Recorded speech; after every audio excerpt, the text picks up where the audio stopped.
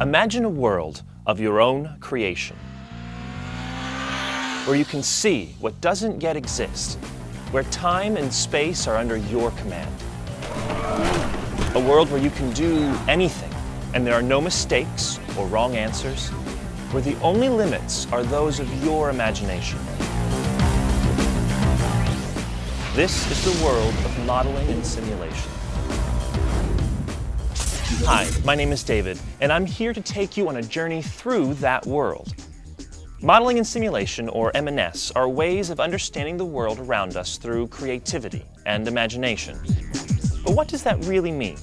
There are three main types of models: physical, mathematical, and process.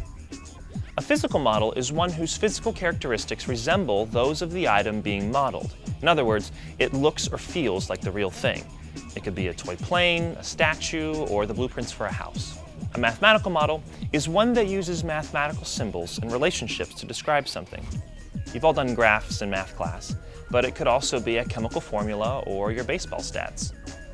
The third type of model is the process model. It describes the steps we need to follow to get something done.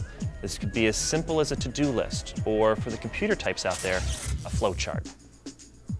With these three types of models, you can model basically anything: equipment, systems, environments, people, even behaviors. And they can be so cool to build. At McKinley Tech High School in Washington, D.C., students learn computer science, 3D modeling, and programming. So Rick, what I've seen here is pretty amazing, but it looks kind of complicated to me. So how do I begin to start learning about all of this?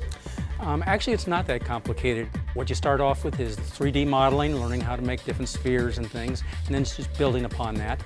The program called Maya, which we use, is pretty advanced. It's college level, but we found that children as young as 12 years old can learn. Students really get into their projects. While we were there, they showed us how they made their models lip sync. Well, right now, this is the program Rigman. We're practicing lip syncing and facial expressions, so that way you have experience with modeling faces for animation. Well, can we see the guy talk? Yeah. All right. If you're on my side of the armrest, we're not going to have problems, are we? Enthusiasm is all you need to learn modeling and simulation. So it's fun, it's interactive, and it actually opens up a lot of fields for job opportunities. From lip-syncing human figures to modeling oil rigs, students learn how to use models in real-world applications. Samantha wants to be a cartoonist. The skills she learns here will jumpstart her career. Say I'm making like a 3D cartoon. Okay. And I got to make the characters. So this program will be a big help to me, because when you learn how to put everything together, it's like constructing the characters, no problem. Anyone can learn modeling and simulation.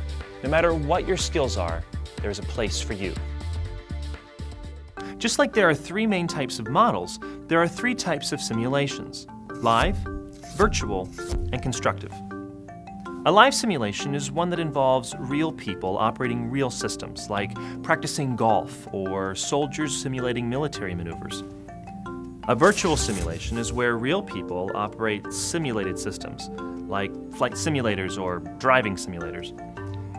Constructive simulation is where simulated people operate simulated programs. People provide the input for the situation. It could be traffic, weather, or an explosion, and the simulation tells us what might happen. Let's take a look at the different ways simulations are used. This is Breakaway Limited, one of the world's premier creators of simulations. So Ed, we've been talking about simulations here, but you seem to call them serious games. What's that about? Well, serious game is the serious application of video game technology in a simulation. Breakaway creates simulations for real-world applications. One of their products, called Pulse, is a medical training simulation. Doctors are trained in a virtual environment to diagnose patients and perform surgeries. That's an example then of a virtual simulation. Yeah. So there's also constructive simulation. Do you make those as well? Yeah, we have a project called Incident Commander. It's about training individuals to work together in an emergency situation. Incident Commander is a virtual world with virtual people.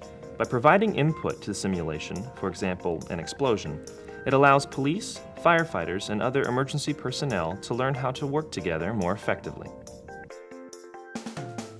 All simulations, live, virtual, and constructive, are great ways for people to learn how to handle situations and become better decision makers.